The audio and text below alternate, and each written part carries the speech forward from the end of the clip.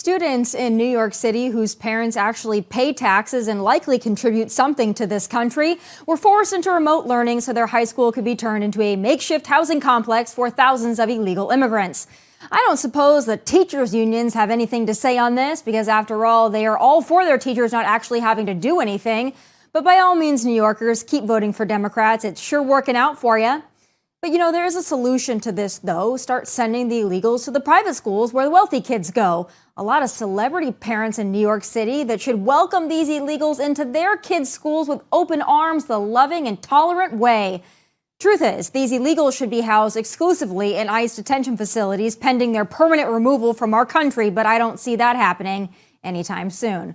But what can happen? Well, DHS Secretary Mayorkas can be impeached and removed. So will that happen? Joining me now, Texas Republican Congressman Chip Roy. Congressman Chip Roy, it's so great to have you. A lot of Americans are wondering, will there ever be any accountability for the open border that is certainly going to destroy our nation for at least the next 5 to 10 years? Well, it's great to be on, and I've been beating that drum since I've been in Congress for the just over 4 years now. I guess 5 years that I've been on Capitol Hill, and it's now great that at least a lot of folks are waking up to what's going on down there when many were just ignoring it. Our Democratic colleagues would show up to committees and say, "Oh, there's no problem with the border." Now they acknowledge there's a problem with the border, but they just say we need to spend more money, which of course means we would just process more people. To answer your question. We're having hearings. We're highlighting things. We had an immigration hearing this morning, judiciary. We had a guy who was the head of the EMT and fire chief from Eagle Pass, Texas, and pointing out they're spending $17,000 a day out of their budget just to deal with the calls. Like 65% of the calls are from or about illegal migrants.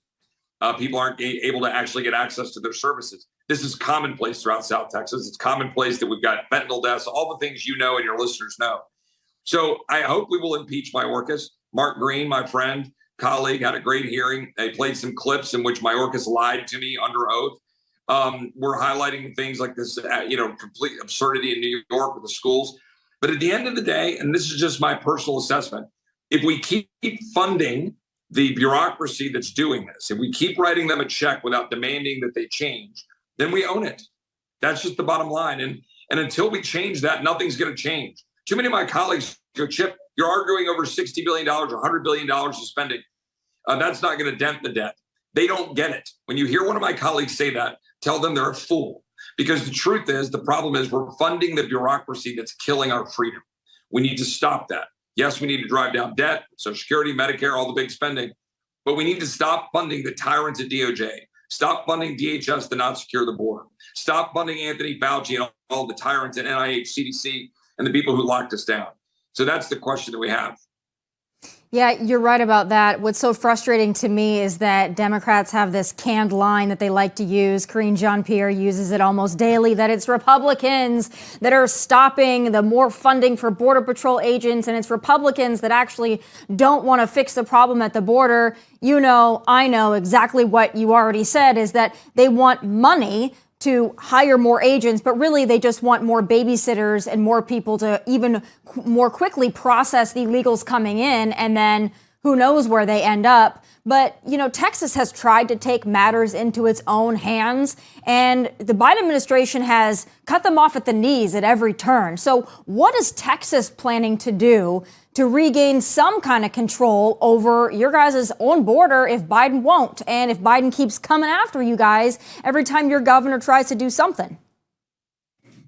Well, it has been great that our governor has been having our Texas DPS, or Department of Public Safety troopers, down at the border trying to help Texas constituents who are getting, absolutely railroaded by this administration not securing the border.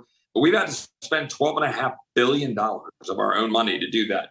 As you noted, the governor's, been putting up razor wire. And then what do we have? We have a Border Patrol looking to be able to cut the razor wire. And, we've got the feds who are going into court trying to prevent our ability to have the razor wire in place.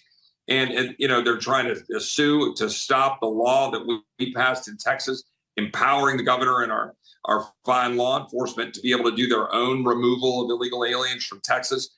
All of that is undermining our safety and security in Texas. Look, there is no length that the governor could go that I wouldn't support, which is going to be very blunt.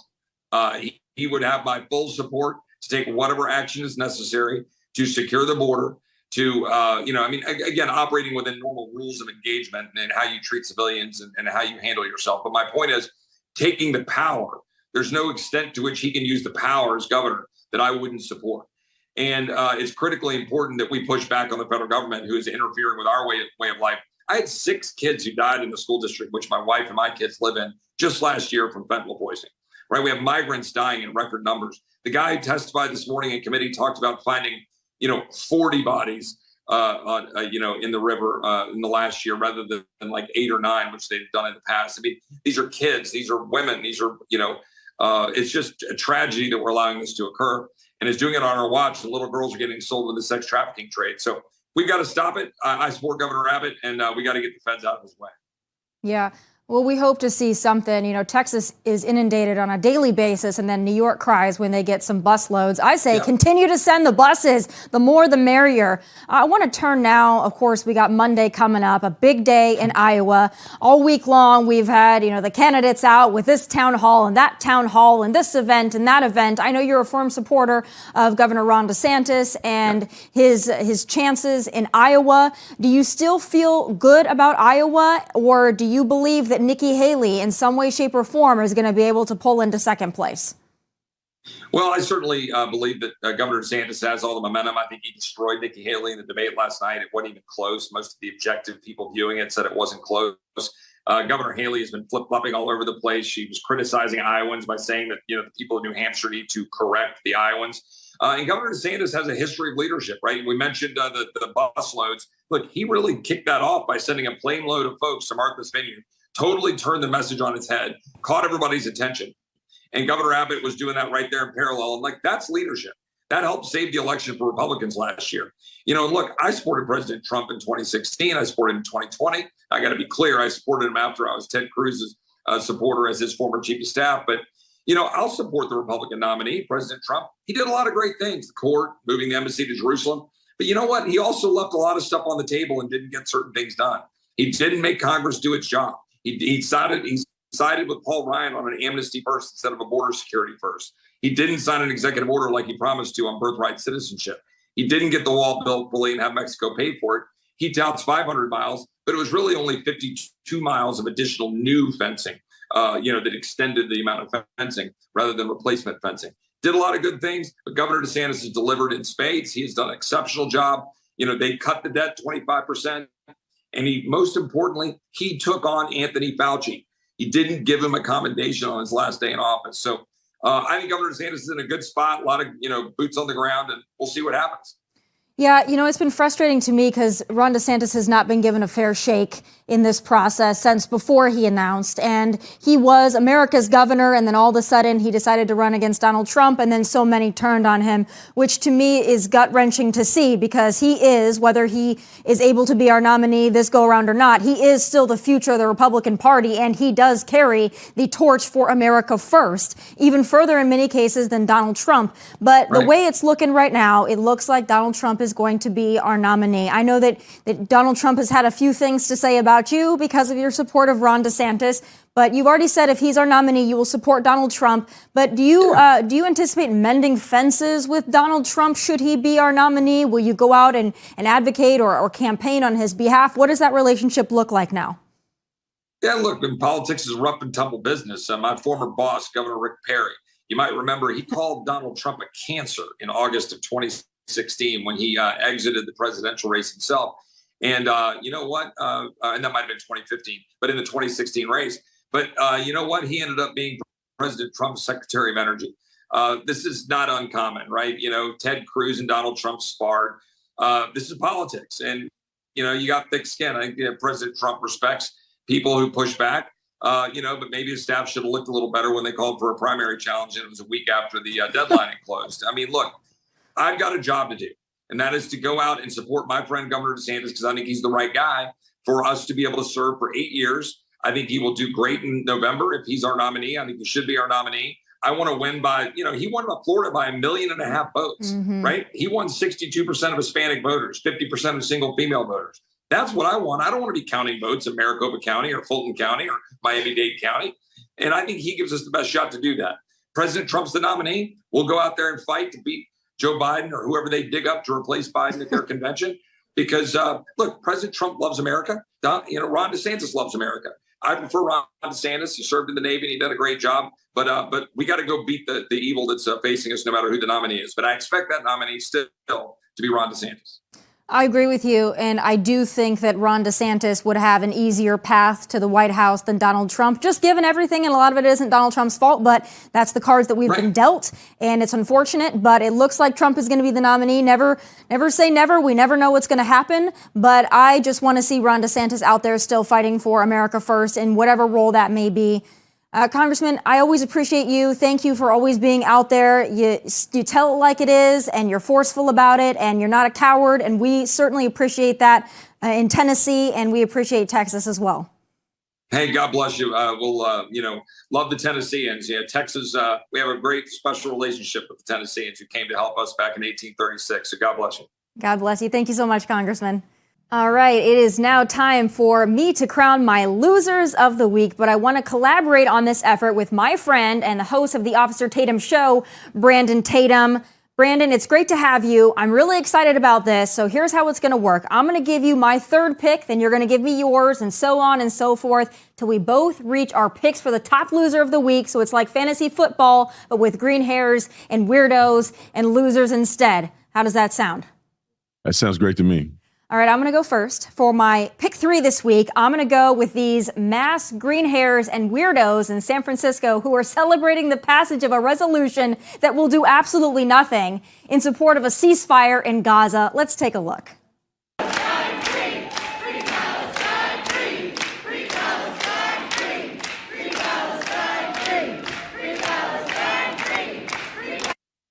Okay, so again, their support for a ceasefire is inconsequential as Israel does not take its marching orders from the Queers for Palestine. But nonetheless, I wonder, Brandon, why do all liberals seemingly look the same? I don't know. It's something in the water. I don't know if they putting too much estrogen in the water or they bugging people. I don't know what they're doing, but it does seem like they all look the same and they all tend to wear a mask and believe the science. I don't know what it is. I don't know what it is either. And I don't know what they think that they're doing. I don't know if they really think that sitting in a supervisor's meeting in San Francisco and calling for a ceasefire halfway around the world, I don't know if they think that they're doing something or if they didn't want to block traffic that day. I'm not sure, but all of these protests, in my opinion, these pro-Palestinian things where they're blocking the roads or blocking the airports, I can't figure out why city officials are not putting an end to this, because they could actually cause someone to lose their life if they block an ambulance or someone's having an emergency. And I cannot figure out why we're allowing this madness to continue. It's like BLM, but in some cases, maybe even worse than that. Well, they live and operate on a virtue signal. So it doesn't matter what the outcome is. It doesn't matter how effective their cause is supposed to be. They're just signaling virtue. They don't mean anything by it. They know nothing is going to change. They don't even really believe in it. They just want to make it appear that they believe in it. But as a former cop, man, it like my blood boils when I see people obstructing traffic, which is against the law. If you and I go out and stand in the middle of the freeway, we're going to go to jail. But for whatever reason, they let these people go out, block traffic. Emergency vehicles can't get through. People got to drop their kids off. Some people are on the verge of losing their job. They've been late 3 times already, and the 4th time they finna lose it all. And these blue-haired devils are sitting in the middle of the road protesting something they don't even know what they're talking about. They don't even know what from the river to the sea even means, but they're out there protesting. Yeah, and I don't think that they also understand that if they were to go to the area that they want to free, that they would be pushed off a building or worse. I mean, I'm looking at the image of them dancing around. They got their masks on, as you saw. They've got, half buns, half shaved back heads with pink and blue and green. I mean, I can't imagine what Muslim fundamentalist countries would do to people like that, or if they understand that concept, that those regions of the world don't take kindly to their aesthetic. I'm not sure that they got that memo. Well, I will pay for them to go visit the Middle East with their garb on. And I will pay. Well, I wouldn't want to watch what happened to them, but I would be looking forward to seeing if they come back or not. Yeah. And they deserve it, because if you are going to push a particular agenda, please educate yourself on it and quit trying to gaslight us and make us feel bad and make us feel like we're not virtuous, because you are mocking a religion that will kill you. but then making us look bad because we're standing up for what the truth really is. So I can't stand these people, to be honest. I try not to say I hate them because I'm a Christian and God said we're not supposed to hate people, but I cannot stand these people. And I just wish that they can go live in California and move, far away from us, and we divide the country, the left and the right, the insane and the sane. That would be good for me. That would be good for all of us, and you being in Arizona are a lot closer to them than I am, so best of luck. But I know that you have a loser that you would love to crown as well, so who's your pick number 3 for the week? Well, I got a bunch of them. I think I want to start with Lil Nas X. All right, and so tell me the controversy there for people that are not familiar. Well, for the Christians out there, Lil Nas X obviously is a degenerate across the board, not just for Christians, because he started out with a cute little country song for kids, and now he's turned into a devil, twerking on the devil, having videos where he's going to hell, and then finally he builds up the gall to mock Jesus. And people try to say it's art. No, it's not art. I don't see him mocking Muhammad. Is he going to mock Buddha? He don't mock any other religion, but he decides to mock Jesus and post himself on a cross. I can't stand it, and I hope that he reap what he sowed. What do you think it is? Because he's not the only one that's done this. There have been several other artists that have done this with the cross, or they've tried to mock the Catholic Church. I think it was Sabrina Carpenter did a music video in a Catholic church as well. What is it about the Christian faith that attracts these people? And when I say attracts, I mean they like to mock it, as you mentioned. They like to poke fun. They like to poke fun at Christians and the entire faith of Christianity. What is it about Christianity that makes it so ripe for the picking, do you think? Because when you serve the devil hates Jesus. And so the instinct from people who serve the devil and the devil is their God or their father, then that's their instinct, is to try to mock the religion that they know is true. They don't have to waste time mocking stuff that's a fantasy, that's made up, that's not real, that's not validated. They only mock the things that are real. And so when you are serving the enemy, you have to mock what's true. Yeah. No, I think you're right. Lil Nas, that was such a good first song with Billy Ray Cyrus, and then it all went downhill from there, as things generally tend to go. But I'm going to go with my runner-up for my loser of the week. That's my number 2 pick, and that is, of course, Hunter Biden. In case y'all missed it, here was his tantrum on display this week. Excuse me, Hunter. Apparently you're afraid of my words. Whoa! Oh. I'd like to reclaim my time, Mr. Chairman. Burst their bubble. Wow, that's too bad.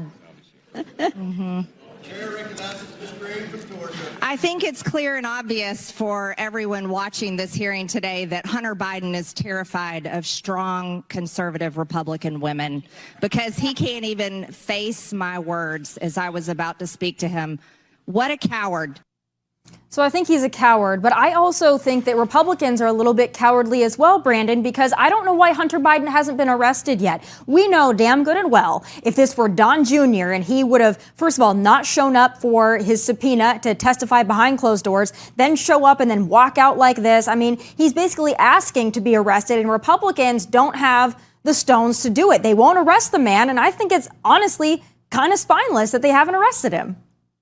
Well, I'm glad you said that, Tommy, because I was ready to go off on that clip, because I felt like the Republicans didn't look any better than him. I mean, clearly he's a crackhead snorting coke off prostitutes in foreign countries and stealing money from foreign enemies and using his daddy's name to do it. And it's clear it's the Noonday Sun that he did it. Then he shows up and mocked the Republicans. And what do? They're trying to go viral on social media. I don't care if he walks out of the thing. Of course he looked like an idiot, but it doesn't really matter if he walk out, because y'all not going to do nothing about it. So you can get up there and say he's afraid of Republican women but he ain't going to jail. He committed crimes already and still ain't going to jail. The man filled out a fake application, or he lied on his application to get a firearm, which is a felony. Then he didn't pay his taxes, evaded taxes. We clearly know why he evaded taxes, because he didn't want to claim the foreign money that he was getting, up to tunes of $2 million. And so we get it. I'm tired of the shenanigans. Republicans need to stop trying to go viral on social media and actually get something done. If the man don't go to jail, what are we even talking about? Yeah, well, and I actually have another clip to piggyback off of that because the performance continued. Now, listen, I like Representative Nancy Mace for a lot of reasons. I think that she's, good at her job for the most part. But yesterday, when she sounded off on the white privilege thing, we have a clip. I want your take on this because I also found this annoying. Let's listen for those who haven't heard it.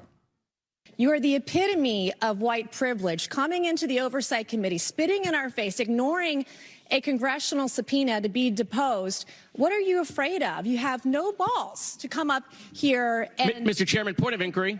Mr. Chairman, if the gentlelady wants to hear from Hunter Biden, we can hear from him right now, Mr. Chairman. Let's take a vote and hear from Hunter Biden. What are you afraid of? Hold on. Order. Are women allowed to speak in here or no? Are women allowed to speak in here or no? Could you keep interrupting me?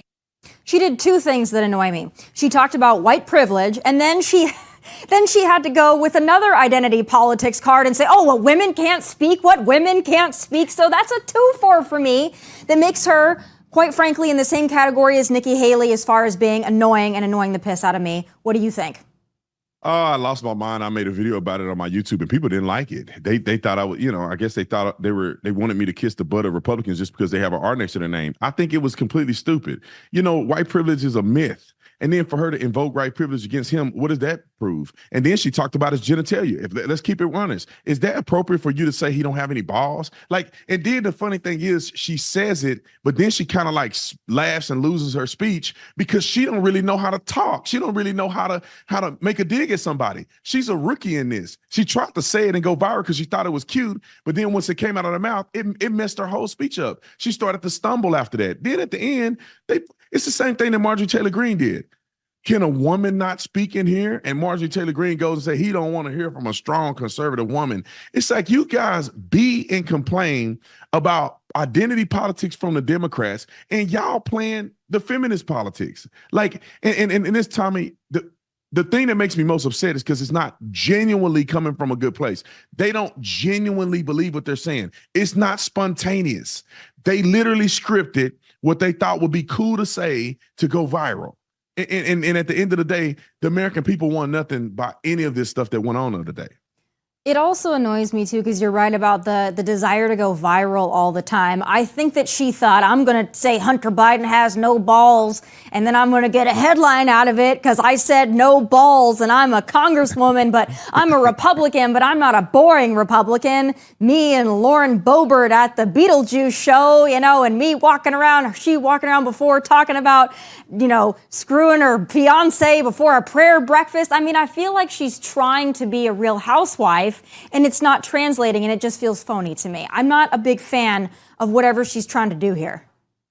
These people are fake. I mean, a lot of them are fake, and I blast Lauren Boebert all the time. And it's not because I don't like Republicans, but I just hate when people fake. Just be honest, keep it real, be genuine to yourself, and if you genuinely talk like that, everybody can feel it. But these people are just, they're not who we think they are, and it's really hurting our party, and they're literally down there collecting a check and not getting anything done. Yeah, well, you're right about that. Well, I know that you have another pick for another loser this week. Obviously, it's gone viral. So what do you have for your number 2? The guy who, I call him that guy that says he's not gay dating a trans woman or whatever you want to call it. So that guy is an embarrassment. So pretty much this story is related to a man who's dating a trans porn star, and he was criticized by his family members, and they thought he was gay, which he is, if he's dating a girl that have a penis. Well, Brady, we actually have the clip that you're referring to, so let's take a look for those that haven't been blessed with this doozy. Roll it. Cassidy educated me and said, no, honey, you're straight. Don't you look at me like a woman? I said, yeah. She's like, so where do you find the word gay? And that's when I realized, yeah, I'm not gay at all. I'm an alpha male that's attracted to femininity, and that's exactly what I got right here. I mean, whatever floats his boat, I guess. But, I'm sure you've got more to say on this. Well, when you hear a man say, I'm an alpha male, that tells you he's a beta male. No alpha male has to project to the world, I'm an alpha male. And then the alpha male didn't realize he's an alpha male to the dude who probably laying on top of him at night, told him he was an alpha male. I mean, come on, man. I don't know why they get so caught up in the gay thing. You're dating a person who has male genitalia, that the least of your worries is somebody calling you gay. Like you're dating a dude and you're sleeping in a bed with a dude. And let's just keep it real. Like these people can make up all they want with the makeup and put the fake breasts in. At the end of the day, this is a man. That foot ain't gonna turn into a girl foot. Them hands and that big old head ain't gonna change. You still got a male body structure. So I don't care what kind of makeup you put on, bro. You land next to your brother. You land next to a man with a hard body like a man. And so it's crazy to me that this dude had to go up and beyond and do a show. You know, Tomi, I don't care if somebody want to date a man. They ain't got nothing to do with me. But you want to put it all on the internet. Like you just really, you're putting your business out there. Now we got to say something. Do you think that this is genuine, or do you think that these people just put this stuff out there because they know it's going to get traction? Maybe they make some revenue off of it, because some of it just feels like maybe they're doing it for the performance of it and less actually because it's how they really feel or it's how they really live. Right. It's a show too. It's like, it looks like they're filming a show. So clearly they're doing it for an intended purpose. You can't do a show without revenue. So if they're going to do something and say things and put together two couples to paint them in a light that's going to generate the most clicks and revenue. I made a video about it, had like 600,000 views on it. So, of course they have an agenda, but the scary agenda too is I feel like that they're making shows like this to celebrate the emasculation of men. And I think that's where the problem lies for me, is that this is not a genuine guy who's really an alpha. They literally put up a guy to say these talking points with tattoos on his arm to signal to young boys that it's okay to be gay as long as you're dating a person that impersonate a woman. It's crazy to me. Yeah. Well, and just beyond that, just kind of going off what you said on a little bit of a tangent here, one of the new things that we hear a lot, and they market this to kids all the time, is that you're not attracted to men or women, you're attracted to the person, you're attracted to the spirit, the vibrations. I think that they're trying to put this out there to confuse young people. Now, there are people out there that are gay, trans, bi, whatever, be attracted to what you want. But when they try to tell young people that are, physically, biologically attracted to a man or a woman, they try to tell them, oh no, you're just attracted to someone's essence. It's not actually a man or a woman. I feel like that's really going to mess up this younger generation. They're not even going to know what to do. Yeah, because they're getting brainwashed and encouraged to be confused. Because in reality, just look at the human history. You don't even have to be a Christian. You don't have to be religious. I mean, just look at evolution of human beings. Clearly, we're not conditioned to be gay. And I'm not saying that, and I like to be very clear about this. I don't care what you do. We live in America, and even in God's world, God gives you free will. If you want to be gay, do you. Ain't got nothing to do with me. I'm not, as long as you ain't trying to be gay with me, I'm cool with it. But what I'm saying is that they are creating this environment where they're teaching and training people in a way in which is confusing to young people. And with the modern advent of technology and brainwashing and all the things that go on through music and entertainment, you can create something in a person's mind that don't already exist. The natural existence is for people to be heterosexual. That's how we exist today. That's how me and you are alive today, because somebody was having heterosexual relationships. But I think that also is no problem with a man raising his boy to be a man. So even if he's confused, you still need to teach him how to be a man. You don't just let them go off on their own and figure it out. Because at the end of the day, these young boys become men and they done messed up, which means that they done got a sex change or they've lived as a gay man. And now they realize, well, I don't think I really want to be gay. But you have already gone down irreversible paths. And that's not something that I think society should teach young people. You should encourage them to be what God made them. And when they get grown and they want to be freaky and do all the other stuff, that's on them. Yeah, no, I agree wholeheartedly. But speaking of people who are confused, my top loser this week, I mean, a repeat offender, the entire cast of The View, but specifically Whoopi, who wants us to believe a couple of things, that Liz Cheney is going to save democracy in the Republican Party, and also that if Donald Trump wins the election, they're going to make gays and journalists disappear. Let's take a listen to Whoopi Goldberg on The View. But I'm here to say it's ours to lose. It is this country. This is what it's all about. Either you want it to work forward thinking. You want everybody to have the ability to say how they feel, what they want, to move forward, or you don't. Or you want somebody who says, I'm going to be on day one, I'm going to be a dictator. Who says it to you, tells you, I'm going to put you people away. I'm going to take all the journalists, I'm going to take all the gay folks, I'm going to move you all around and disappear you. If that's the country you want, you know who to vote for. If that's not the country you want, you have to make a decision. Trump is going to disappear the gays and the journalists. I don't remember him ever saying that, but maybe I missed that speech. I guess he's campaigning to be Thanos or something. He's just going to go and all the gays disappear, even though he has a group of people that follow him that's gays for Trump. They're at all his rallies. He support gay people too. I don't know where they get this from. He's going to be a dictator. Is he going to just kind of be a dictator out of thin air? Last time I checked, we had separation of powers within our government. We have Congress. We have the Supreme Court, and then the executive office, which is the president. The president don't have the power to be a dictator. If he could, he would still be in office right now because he would have been a dictator in 2016. It's impossible. Even Biden can't be a dictator. He can produce and encourage bad policy. He can push out executive orders that are not conducive for growth in America, but he can't be a dictator. And no president can, and they know Trump can't. And for them to try to, what it is, Tommy, is they're projecting. If they had the right, they will put every MAGA supporter in an internment camp. They will put you away if you disagree, cancel you on social media, but then they point the finger at us and say that we're doing it. There is no evidence whatsoever of any Republican running a social media platform censoring people. It doesn't exist. They didn't work with the FBI to work within Twitter to make sure they shadow ban speeches. That doesn't even exist. But yet they're projecting on our people. I think Whoopi Goldturds is one of the dumbest women on planet Earth. The rest of them cackling hens on The View. These women are like, we talk trash. Sometimes we can be comedic. They are really bad. Yeah. They are really some of the dumbest women I've ever heard on planet Earth right there on The View.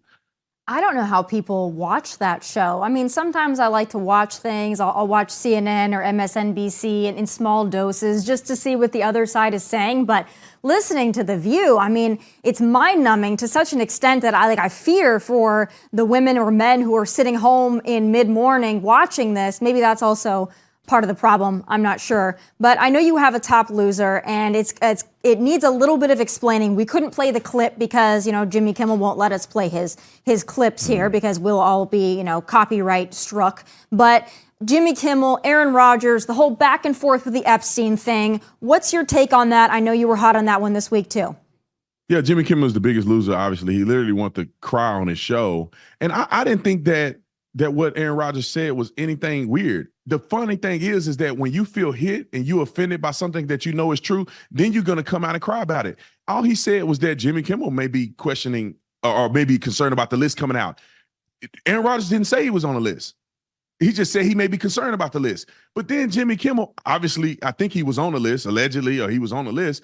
Now he comes out and get mad at him saying, you claim I'm a pedophile. No, he didn't. You projected that. If somebody said, Brandon Tatum would be afraid of the Epstein list, and I'm like, that's funny to me because I'm not on the list. And then what happens? It comes out I'm not on the list. Why would I be mad at anybody? But if I'm on the list, of course I'm concerned. And so I thought that what Aaron Rodgers said was decent. Jimmy Kimmel, he could talk about people till the cows come home, shame conservatives and MAGA Trump supporters. But then if somebody make a joke about him, come out and say something, now he want to sue everybody and get his feelings hurt.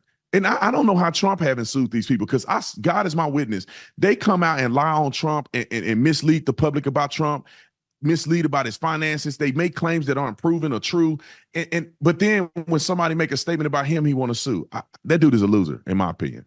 And also not funny. Did you happen to catch the Golden Globes or clips of the Golden Globes? I'm not sure any of us watched them, but, there was a lot about Joe Coy and, he made some jokes. People said that they weren't funny. He took a dig at Taylor Swift, which I thought was actually one of the funnier jokes, saying that, they do less cutaways at the Golden Globes of Taylor Swift in an NFL game. And of course, as the viral thing, I'm sure you see it on your feed as I do mine constantly. Taylor Swift was unamused or whatever. Now, I like Taylor Swift, but I'm starting to sour on her. Because honestly, I think that she is She's taken it too far. I think she's being annoying, and I'm not even having that as a loser this week. I just want to know your thoughts on the whole saga of Taylor Swift. I think you and I have talked about it before, but my opinion is changing because she's annoying me that much, like Nikki Haley. Well, she's super annoying. You know, she has so much popularity. She capitalizes on capitalism every day of her life, but then she's out here promoting and supporting these Democrats. That make me lose faith in her. The reason that she's so popular is because the NFL is looking at dollar signs. You know, ever since Colin Kaepernick almost took the NFL down, in my opinion, especially their reputation, now they got to find another shiny light. And then just so happened, you know, Kelsey is on an incredibly good team, and Mahomes' wife and Taylor Swift is a thing that generates revenue. Because when you look at the facts of it, Taylor Swift has an audience that's bigger than the NFL. And if they can marry the two, they're making money. They don't care about the audience. We don't want to see Taylor Swift. She's not throwing the football or catching nothing. But they can do that to make money. I get it, but I don't really watch the NFL anyway, so I'm over it. Would you, last question for you, would you, if given the opportunity, would you go see a Taylor Swift Eras Tour concert? Oh, no, I never see Taylor Swift. I mean, I nothing against Taylor. She probably is really good in performing. I'm not a girl, so I'm not really entertained by her. So I probably wouldn't go see it, to be honest. I will be honest, if I was gifted a ticket to a Taylor Swift concert, I would 100% absolutely go because I'm a fan of her music. I just would like to see a little bit less of her. I wish she would go away for a little while. And that's kind of the theme of today. A lot of people just, as Whoopi would say, they need to disappear for a little while. But not you, Brandon. Last thing I will ask you, Iowa's coming up on Monday. What do you think's going to happen? Just real quickly, who do you think's going to be the biggest winner, the biggest loser? Anybody else going to drop out? What do you think? Well, I think Donald Trump is obviously going to be the biggest winner. We see that what's his name, Chris Krispy Kreme's rolled out of the race because he can't walk off the race. So he rolled out, but then he's on the hot mic talking crazy about Nikki Haley. So we all know Nikki Haley don't have a chance, in my opinion. I really would have liked to see, DeSantis and Vivek Ramaswamy get an opportunity to compete with Trump. But it seems as if they have isolated. Trump has made a good strategy by never engaging in these debates. So he's leaving himself in a position where he can only win and not get challenged and lose. So I think that Donald Trump is going to emerge as the biggest winner. I do think there's wins for other people, not Nikki Haley, but for Ron DeSantis, he's going to continue to win because he's an incredible governor. He would be an incredible president. He's a shining light in the Republican Party. And I think Vivek has a future too somewhere, but just not as the president. Yeah, I agree with you wholeheartedly. As always, thank you so much, Brandon, for taking the time today, for giving us your losers of the week. I always appreciate it. God bless, and we'll talk to you soon. Tomi, thank you so much. God bless you. All right, well, there you have it, folks. Our combined losers of the week and more. Lord have mercy. From Nashville, God bless and take care.